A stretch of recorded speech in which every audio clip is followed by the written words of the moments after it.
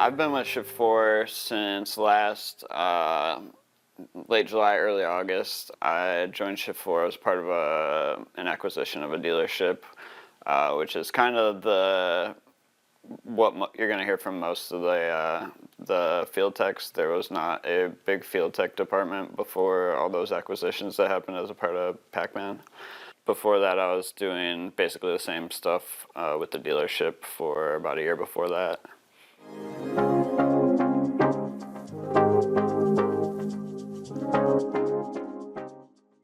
So typically you'd get like a Slack message or an email or both, and a calendar appointment when a new install comes in that's assigned to you.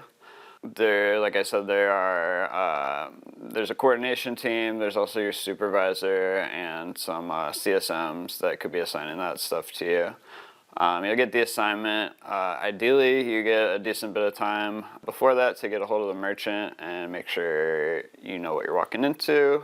So once that comes in, typically as soon as possible, I like to get a hold of the merchant myself with a phone call, have a conversation with them where I'm going to ask them, one, I'm going to verify the appointment. Oftentimes those appointments come in and they were like a ballpark time and date, so they might not exactly line up with what's on my calendar.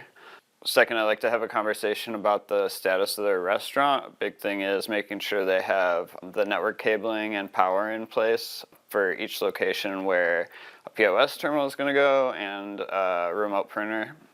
A lot of times we're replacing other POS systems, so whether they're upgrading from a legacy product or a toaster, Clover, or whatever, in those cases I'm usually pretty confident that they're going to have the cabling because there's already a system there that's going to need it.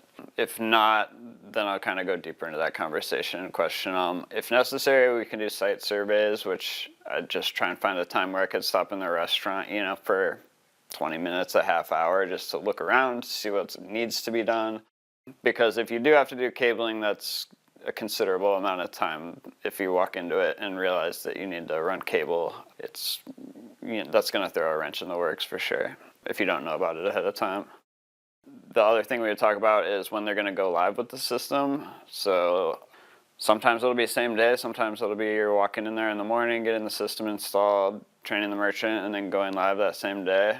In the better cases, you'll have a second day, so you go in, install, typically give the merchant training on the install day, and then come back either the next day or next week or whatever when they're going to actually start using the system with real business and provide a go live support day. So that would be just spending basically an entire day on site with the merchant, helping with basically anything they're going to need help with the POS system, whether it's if there's any kinks, if anything's not working how they think it should be, and that includes programming, that includes employee permissions, down to if there's anything going wrong, troubleshooting hardware, training the actual employees. I typically don't do like a full training session with the employees, but I will be there.